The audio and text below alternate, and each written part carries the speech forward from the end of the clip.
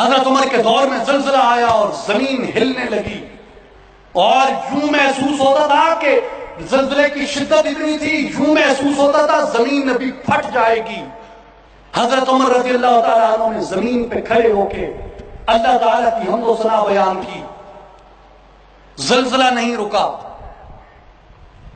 زلزلہ جاری رہا، زمین ہلتی رہی، خوف طاری رہا لوگوں پہ۔ یہ ہوتے ہیں اہل تزکیہ کی قوت کہ صرف انسانوں کے اوپر نہیں، دنیا کی کائنات کی ہر چیز کے اوپر اللہ ان کا حکم لاگو فرما دیتا ہے۔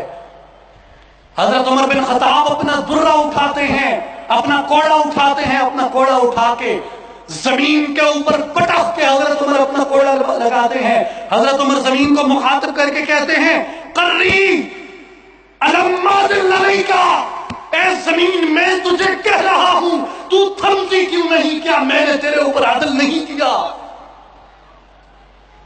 میں تجھے حکم دے رہا ہوں، تو تھم نہیں رہی۔ میں اللہ کی حمد و ثنا بیان کر رہا ہوں، تو تھم کیوں نہیں رہی؟ الم اعدل علیک، میں نے تیرے اوپر عدل نہیں کیا ہے کیا؟